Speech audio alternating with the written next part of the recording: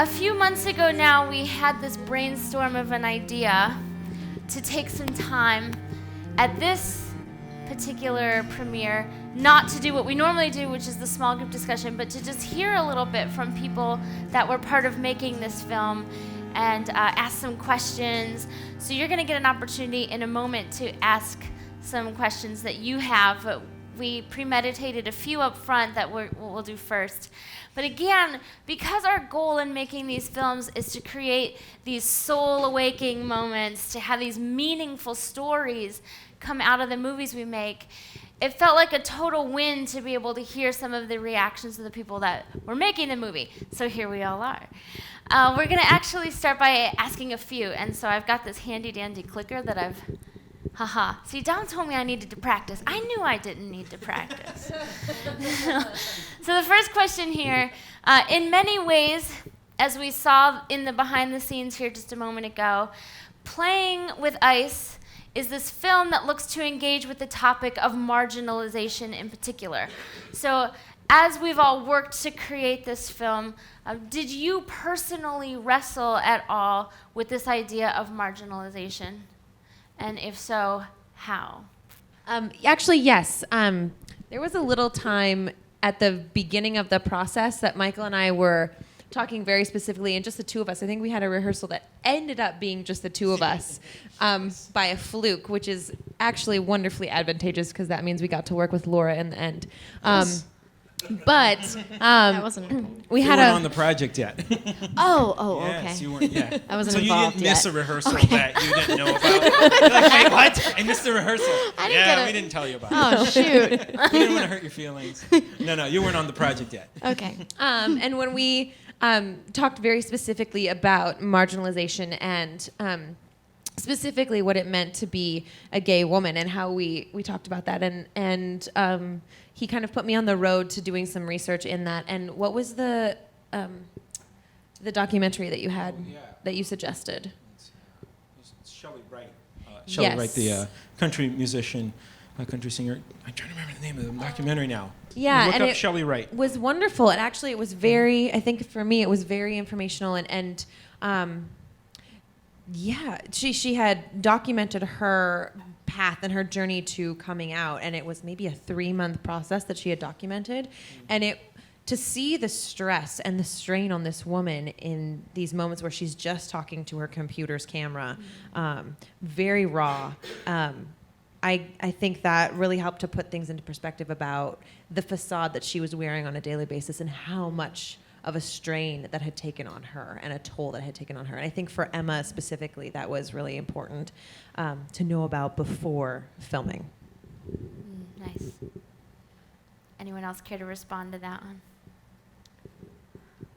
Did you wrestle with marginalization? Personally, or in the? We definitely did talk about it, preparing for the role. Mm-hmm. Definitely, especially with Jocelyn, which is different than what happened with Emma. Jocelyn came out a lot earlier. So we talked about that, coming out as a younger person, coming out in high school or 18 or whatever, and the difference and what that's like. Yeah.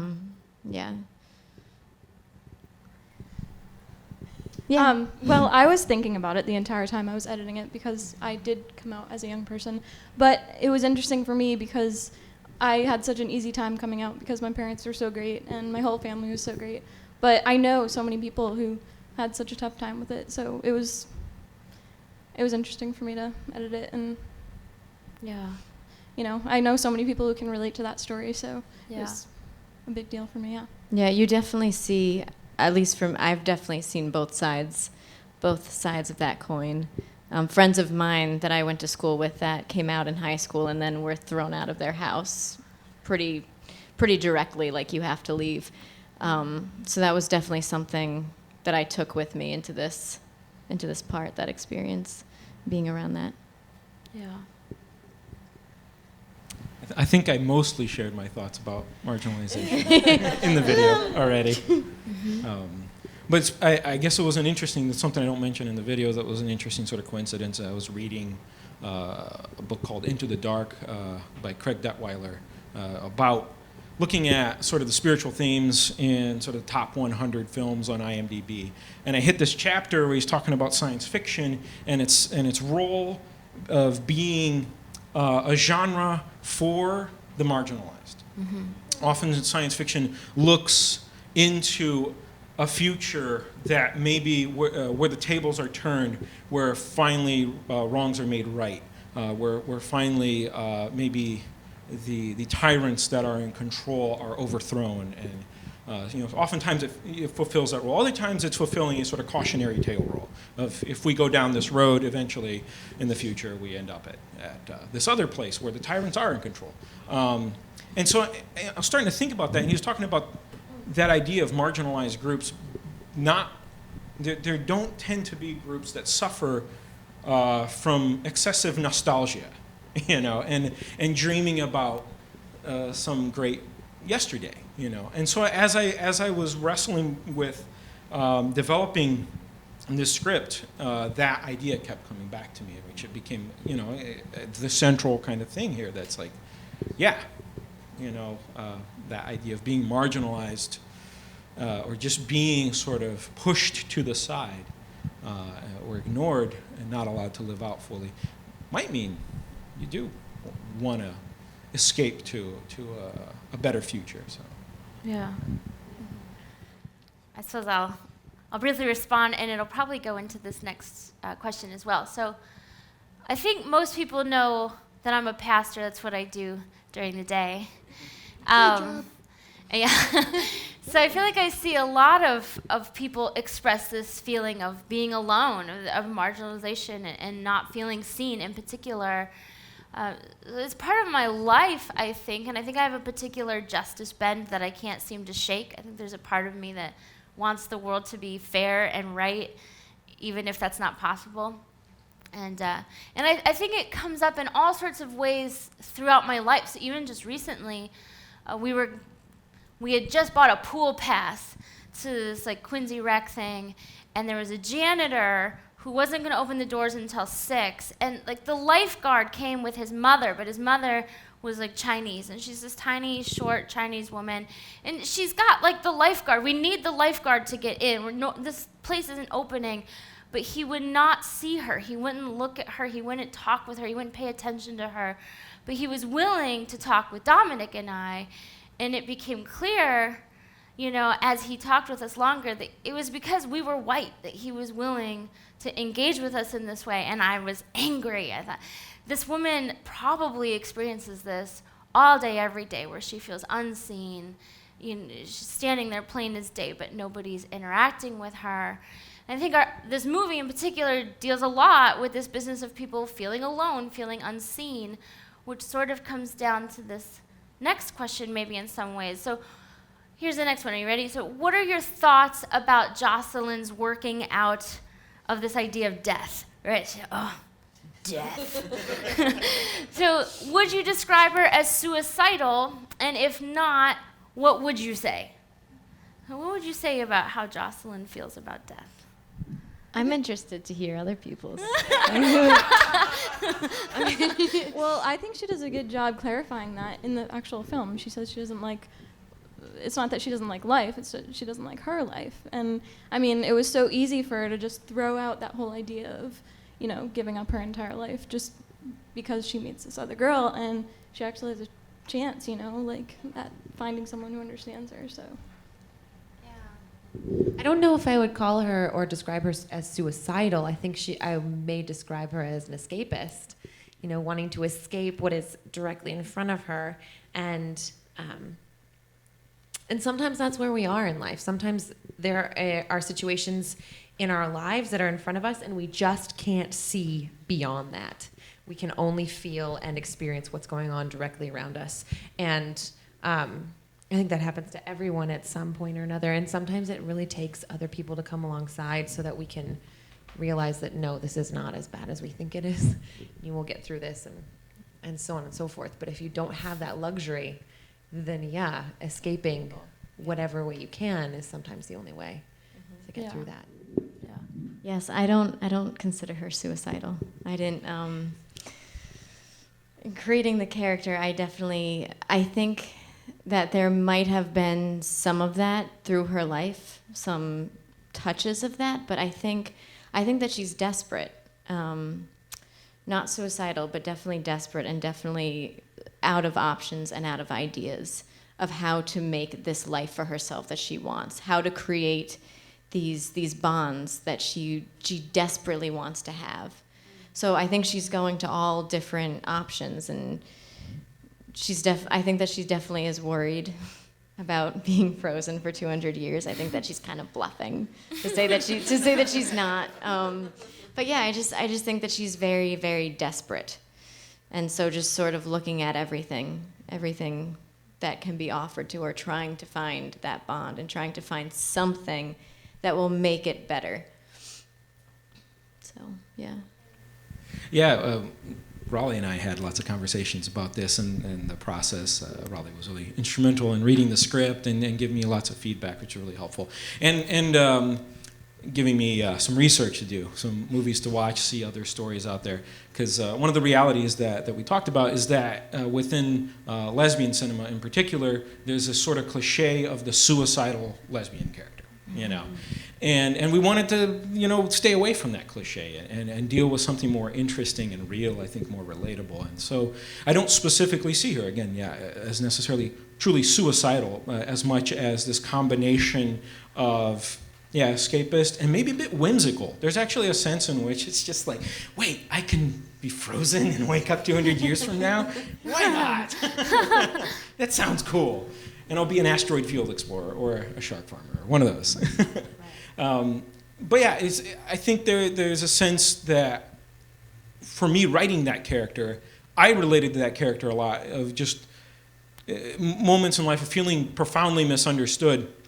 And admittedly, there's that sort of wrestling within myself at times where I'm like, wouldn't it be easier if I just vanished? If I just went away? Would anybody really miss me?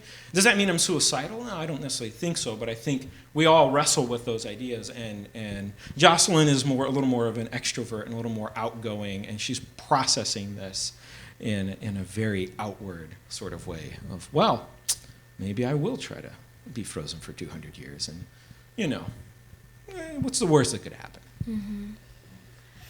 Yeah, I ended up watching the trailer with somebody, and when Jocelyn says, "Don't you ever just wish you could start over?"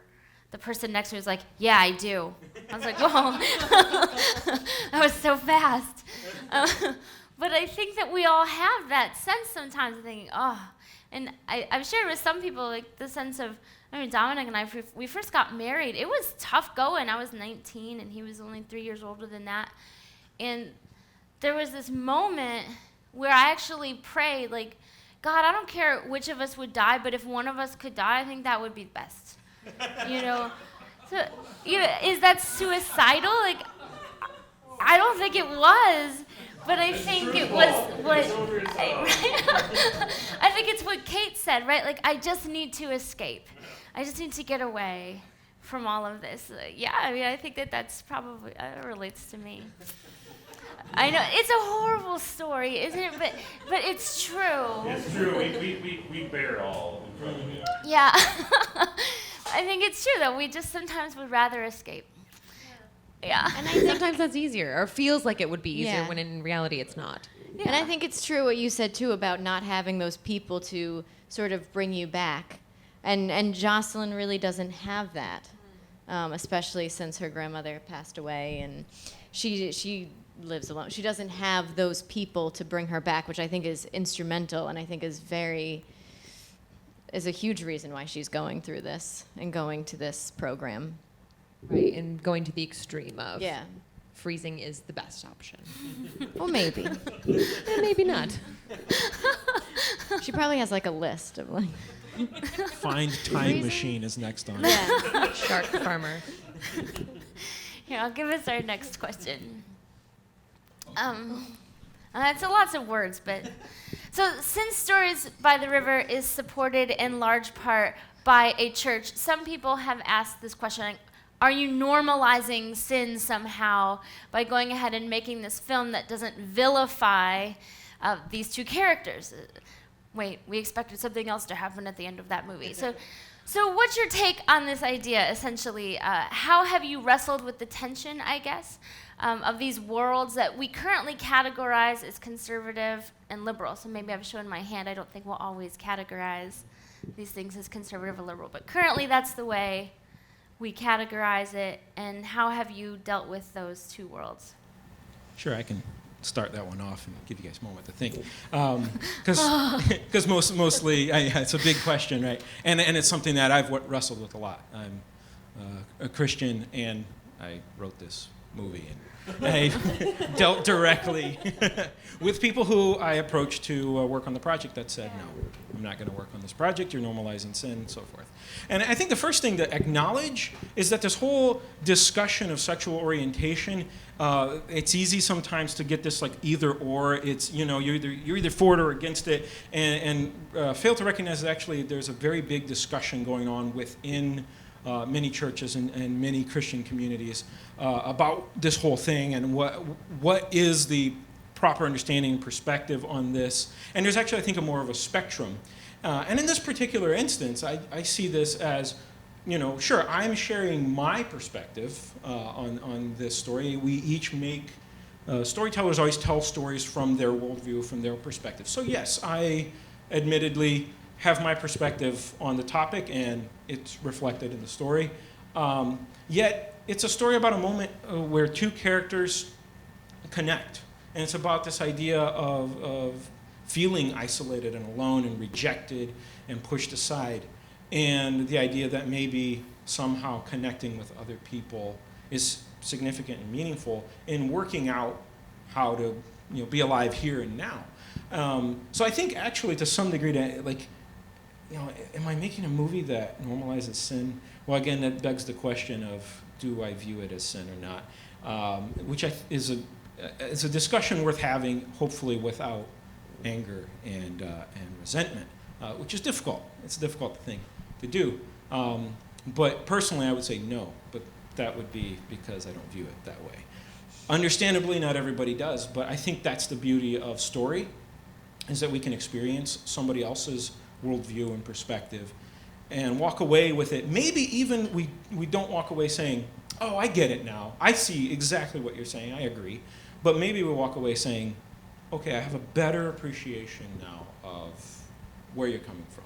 I have something more to ponder, even if I'm not walking away in this moment fully agreeing with you. And hopefully that's just part of good art, that we do those things that sort of challenge us a little bit, even push us outside of our own comfort zone in that sense, and push us to really see other people and elevate this conversation out of sort of the ethereal, abstract issue. You just throw out sexual orientation as an issue, and it becomes this huge argument, right? And it's totally a different thing. I think it fundamentally changes when you meet real people and you hear their stories. And sure, these are fictional characters, but as we've already mentioned, there's a sense of I was trying to reflect real stories, real people, their experiences, and allow for us to maybe have a deeper experiential understanding, not just a cognitive, sort of a heady understanding of the issue, but really understand what people may go through in these sort of situations. So, I think there's more to this than just, I think, that issue, but sadly, it gets boiled down to that. I think the nice thing about this short film is that it doesn't speak directly to any particular religious organization or political party. It speaks to all people, and I think all people, not just LGBT people, can relate to it, Yeah. So I think I would call myself a Christian as well, and am fairly involved in the community that I'm involved with. Also as a performer and one who is very much involved in the performance-based world, I feel like my job is to not judge at all. My job is not to put any sort of judgment on any person, and my job, I feel called to do from Jesus, I feel, is to love everyone and to see people and to hear what they have to say and to hear when they're hurting and to see when they're hurting and see if I can help and come alongside and listen. And I feel like vilifying anyone is not necessarily going to help anybody. And I think that, yes, the marginalized need to be seen and heard, and people who feel alone need to be seen and heard. And again, like just what you said, I feel like this is a film for all people, not just the LGBT community. And yeah, and in that too, I feel a little bit of fear. I don't know how my family, who is very conservative in the Midwest, is going to take the fact that I participated in this particular film. I have not necessarily told, I've told them about the project, but they haven't seen it. So we'll see how that goes over. But I feel like that is where I stand on the issue, is that my job is not to judge. My job is to see and hear and love, and that's it. Yeah, this is such a huge question. In words and meaning. And meaning, and it's just huge. My experience is pretty different from Kate's, or different. I feel really blessed and happy that we can have this conversation in this sort of space and talk about it and be open with it. Because I was raised in a very, very liberal situation in New York, but I was also part of the Catholic Church, and it was just always very separate. There was my family and our liberalness, and then our church upbringing, and I always kept them very separate. So being able to talk about these things in this setting is really interesting and wonderful, and I'm happy to have this opportunity. But yeah, it's huge. I guess from my perspective, Michael shared in the behind the scenes, like, yeah, so Christina came up with Got to give credit where credit's due. Right? And it was sort of, Dominic and I had long drives at the time, so we had lots of time to think up wild and crazy ideas, which have now gone to the wayside, no more long drives. But I do share my thoughts pretty openly a lot. And so I think in your programs, there's a few sermons that I preached from last fall. Today I spoke a lot about placing value on people and the meaning that I think there is in placing value on all people, and how it's not our place to judge. I think that was your comment. That's not what we're doing. So it's kind of an easy yes for me. It's like, yeah, let's make this movie. Let's talk about it. So. And I think it does, at least too in this venue, I think it does open up the conversation that would otherwise be considered taboo in the church culture or what have you. I think you are entirely correct that if at the end of the day it starts people talking about it, then great. Yeah. So. Yeah, speaking of talking, we'd like to kind of turn it over to all of you. So if you have a question, if you want to raise your hand and then give your question, if you have it for a specific person, you can say that. Otherwise, you can just throw it out to everybody, and I'll repeat your question just so everybody hears it. Yeah. Yeah, so the question is heavy dialogue. How are you going to shoot this and keep it interesting? 20-ish pages of dialogue to Michael. Part of it is just, first of all, get the dialogue to be as interesting as possible. So I scripted the early drafts, and then I sent it off to my longtime co-writing, filmmaking partner, Andrew Gilbert, who lives in the Denver area. And so I sent it off to him because of the two of us, he's the bigger screenwriter in many ways. And so he sat down and then just started bringing things out in the dialogue and bringing things out into characters. Actually, the whole buzzer thing is Andy. And I love it because when I read that draft, it was like reading an entirely new script, and I was just like, "What is happening?" So that was part of the idea of there have been other movies done that deal with sort of like characters in a diner or in a room, just having a conversation, or even job interview type movies, and we wanted to make it as sort of unique and interesting as possible. So a lot of elements went into it. of just trying to make the experience as intense as possible and trying to make the two characters as sort of diametrically opposed as possible. So that way they're gonna just inevitably butt heads. And then as far as the shooting, actually I had even more complex sort of camera angles in my mind. But we shot this in a day and a half. Yeah, you were there. Yeah. You know. It was fast and furious. It was very, this is normally something you'd try to shoot, I don't know, 3 or 4 days. But we did it.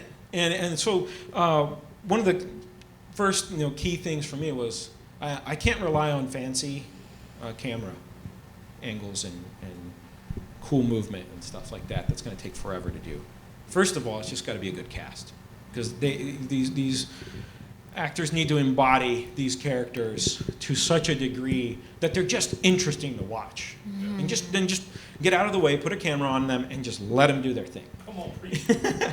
So I was lucky enough, I would say, to have that cast that could do that pulled it off, and that not just pulled it off, but I mean hit it out of the park. Amazing. And then it was just a matter of just sticking with simple, elegant cinematography for the most part that would tell the story and not get in the way of the story.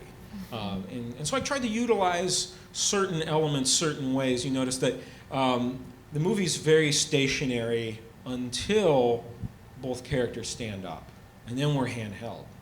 And I wanted that sort of feel of the frantic, the emotional turmoil now that has surfaced for both characters. And so there's certain simple choices like that. There's also the choice in how the film was color corrected, in that it starts off really heavily towards the black and white side, and then slowly throughout the course of the film, particularly throughout the course of that, starting at that moment when Jocelyn stands up to the end, slowly color is sort of reintroduced into this world. But otherwise, it's a lot of just focus on make the dialogue the best it can be, and then just really work closely with the actors. And then let the cinematographer do his thing. So the question is, did the project change you? And if it did, how? Well, I learned a lot watching Kate work. How on set, how you were on set. Really? And yeah, I did. It was lovely. Your tenacity, the tenacity that you brought to the scenes and nailing them and making sure that you did exactly what you wanted to do, what you set out to do, and not settling for less. And yeah, it's kind of lame. Yeah. Feel the love. These two know each other, in case you didn't pick that up already. I played her mother once. From mother to lover. I like it. I like it. Name of your next movie. Mother to Love. No. We're on it. That's right. No. Stories by the river. I don't know if the script changed me. I think it brought up a lot of things from when I was younger that it might have helped me process some stuff from working on this film, that the marginalization, things like that. So I don't know if it changed me, but it definitely made me look at things differently and sort my own stuff out. Luckily, just is another part of it. So Yeah, and I think I would agree with that. I don't know if, again, it would change. It changed me, but I think it did open my eyes to a lot of the pressure that goes into, or that maybe people who are marginalized feel. I do have a lot of very, very dear friends who are a part of the LGBT community, but I don't think I realized the kind of pressure that can build, or that people can be under, and what kind of toll that takes. And I think that was very eye-opening for me. And I feel like I'm more aware of that and more compassionate towards people who are feeling left to the sides. Big question. I know, that is a big question. You it's thought a the other one was doozy. big. How have you changed? I think actually in some ways I'll find out how this film has changed me over time. In some ways I'm so I'm so close to it right now that it's hard to see the forest from the trees. I expressed this earlier to someone else this morning. You know, they're saying, "Oh, you know, it was a really good movie. You know, good job." I was like, "Good. It's good to hear that because after a while, I was staring at it for so long, I literally don't know if this is just like, you know, vomit turned into, you know, a digital file that we're going to project on, you know, or if it's actually something good." So far as people seem to, you know, not be mad at me for putting vomit on a digital file. But yeah, I think so. I think to some degree, I feel like I need space and time. I mean, what I learn through each project oftentimes is just new perspective on new characters, you know, and a lot of times, you know, my dirty little secret of movies that I've been making lately is that, you know, there's a lot of just two characters in one room. Kind of happening in these movies. If you've seen Silent Universe, it's kind of two characters in one garage, you know, while aliens invade. And there's just a real sense in which both characters just ultimately, when I end up writing, I end up just embodying one part or another of my personality. So these movies end up being sort of my own internal argument to some degree, in some fashion. So I guess that must mean I have some sense of feeling marginalized and isolated and alone and wanting to escape. And there's another part of me that feels more like Emma and is just hiding. Yeah. Yeah. I think all of our projects changed me, grow me specifically. Even just relating with other people. There's just a ton of people that we're working with in order to do the project. And, you know, I was even just marveling. Mel, the woman who did the makeup, you know, she had to think more about these characters before, you know, editing would happen, before music would happen. Like, somebody has to dig deep into these people before the finished product comes out, where we can just enjoy it with all the aids, right? With the color correction and the sound all really nice, and with the composition all really nice. But somebody had to think, like, what does Jocelyn look like? She has a red streak in her hair, you know. What does Emma look like? She wears a bun to work. Like, somebody had to work these things out, you know. Showing my bias towards buns. I know. So I think every project grows my sense of appreciation for people in general. And then I have to say something meaningful on video about it. And so I think with this one, it was actually a little easier. Sometimes I'm a little more torn up, like, what am I going to say? We're going to capture it on video, and people might refer to it. But this one, I thought, I know exactly what I want to say. I just need to get it out on paper and then edit it so I haven't said too much, actually. So this one hits so close to home in terms of my feelings for marginalization that it continued to change me in how I interact with other people and push me to not do everything myself, which I think is my MO in some ways. Scoot over, I'll do it. So yeah. So the question is, what does it take? It's a short film. There's a lot of stuff going on, the emotions, the plot moves quick. What does it take to do that in this amount of time?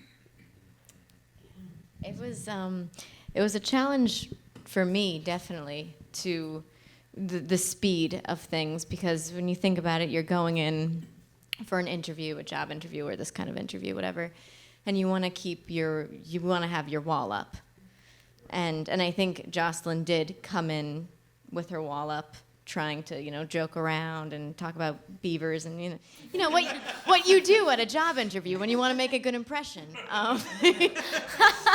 And then very, very quickly, things got personal and things got real and things broke down. So that was definitely a challenge for me to let myself get so vulnerable so fast in a situation that is completely new for Jocelyn, with a new person, new. And I think a lot of that was taking in my scene partner, Emma, and yeah, and that's kind of how I dealt with that. But it definitely was challenging to be so immediately vulnerable. Yeah, and we talk, or I feel like Michael and I talked a lot, and Laura and I talked a lot about the pace and how far to go and how fast to get there in the rehearsal process. Just trying to make sure that we weren't, going at one plane and then going, boom, boom, that there was some sort of build to get there. And honestly, I have to say, for me personally, it was the biggest gift and the biggest joy to work with Laura on this, because we had worked together previously, and because Laura was a safe space in which to go somewhere very personal and very vulnerable very quickly, because the rehearsal process was fast, the filming process was fast. And so, yeah, being able to act across from Laura was really special for me, to be able to do that quickly and effectively and genuinely. So, Yeah. Yeah, part of the trick of doing short films like this is that you do kind of have to cut to the chase very quickly, so to speak. Because it's kind of an inverse thing. There's something about the feature film where we're kind of willing to sit down and just kind of sometimes even just wade through the first 10 minutes and not hardly even be engaged in the movie.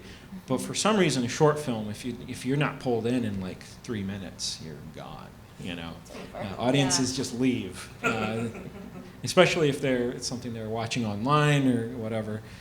It's so easy to click away and just lose contact with it. So part of it is just sort of embracing that limitation, saying, okay, what can we do with this? And then in this particular instance, embracing the idea of this very intense interview that is supposed to happen in 15 minutes, and given the fact that it's supposed to be intense, it's supposed to be very probing, and it's really designed to put the person under pressure to see how they respond under pressure. So it's actually, the whole line of don't pay attention, ignore the buzzer, is just silliness, because they make the buzzer so loud. There is no avoiding it or ignoring it. It's meant actually to be grating and annoying and put the person being interviewed under pressure, and as a result, then I think that's just the way that was my shortcut in this story in particular, was that everything about this experience is designed to get to the core of who Jocelyn is as quickly as possible, and to really, and in a sense, to see her under pressure. There's a sense in which I think we really show our true colors when we're under pressure, and then that's kind of what this interview process is designed to do, is to show that off in each person. But I'd love to hear what the editor thinks of having to cut all of that together. Yeah. 'Cause that's no easy job. and all those different takes. Yeah, well, it really made it easy having you two as the actors, because, you were able to do all of the different lines, in so many different ways. I had so many choices, but all of them were so great that, no matter what take I chose, I feel like it would have turned out perfectly, But, what else to say about that? You guys made it easy for me. Yeah, I think that's true what you said. The nature of the interview and the nature of the questions was made to get right to the chase. And I don't think these are questions that Jocelyn coming in was expecting to have to answer or to have to talk about. Things like family, things like sexual history, stuff like that she would want to just joke her way out of. To have to actually answer these questions made it real very fast, I think. Yeah. So he says, for Michael, given that we're shooting so fast, what's the biggest compromise besides camera angle that you had to make? And then what do you like about the challenge of it? Yeah, I guess I'll start with that second part. What I like about the challenge of it is that I find that limitations often bring out new creative insight, so that's always kind of an exciting thing. And there's always a sense of sort of rallying the troops together, our small little crew, and just being like, hey, I know this is ambitious, but I think we can do it, so let's do this. And we did it. It was a long day, but long day and a half, but we did it, and I think we did it well. as far as compromises, there was definitely, when I storyboarded the thing out, there was a point at which I was going to jump the 180, go to the other, over the shoulder on the other side, keep it more visually interesting, all that stuff. And that was a decision on, it was in my shot list, and it was a decision on the day that was like, no. Moving on. Let's just make sure I have a story that Raleigh can cut together. And I think just other challenges, honestly, is just fatigue. There's a reason why most movies shoot maybe 3 pages or 4 pages in a day. And so there is a sense in which there's, I think, real fatigue.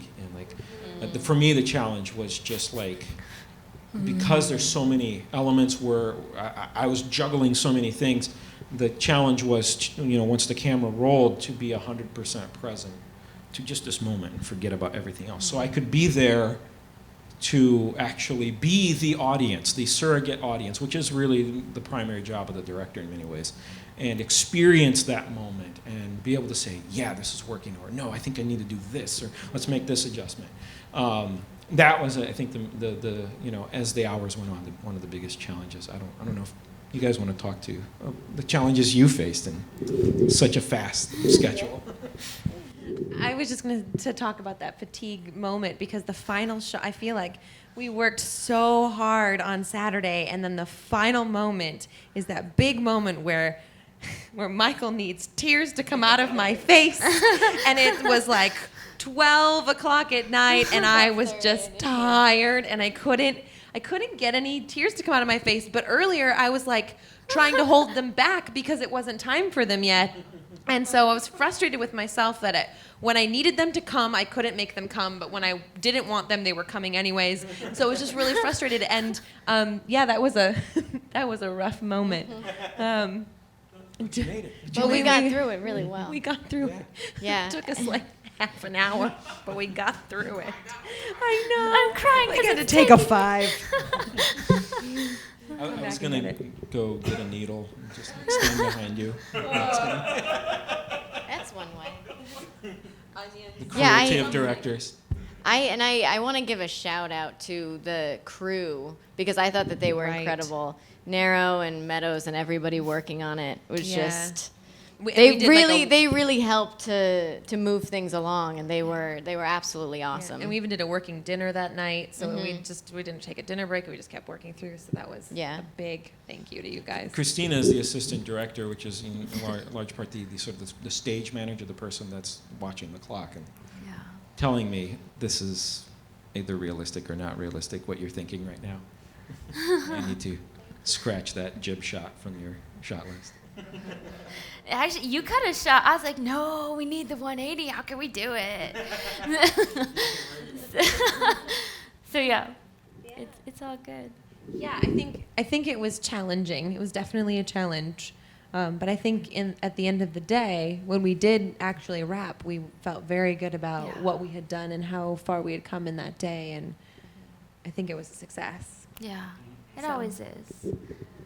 It's a big fun moment to beat the clock all the time. That's how we roll. So I want to wrap us for the moment, because some people have other places to be, but I want to thank you for coming and invite you to stay longer if you want and chat amongst yourselves, ask more questions. If this is meaningful to you as a topic, as a movie, we invite you to share it with other people, to talk about it with other people, to host conversations, whatever you want to do, because that's kind of how we get the word out, as we kind of talk about valuing people and breaking barriers down. This is, just one of probably many ways to attempt breaking those barriers down. It's a meaningful topic to us, and if it is to you, we just invite you to be part of that. And how can they share the movie? www.storiesbytheriver.org. Yes, please go buy them, because this is how we make Yeah, we've made several films, so this isn't the only one, and this is we're working with as Christina had mentioned, these are all volunteer cast and crew That we abuse. Yeah, that we abuse in exchange for IMDb credit, material for their demo reel, and experience, hands-on experience, and But yeah, we want to continue to tell stories. We want to be able to even eventually work our way towards doing things with actual budgets where we can actually pay people, where we can actually do full-length films and explore things like this in a larger format. So hopefully something meaningful.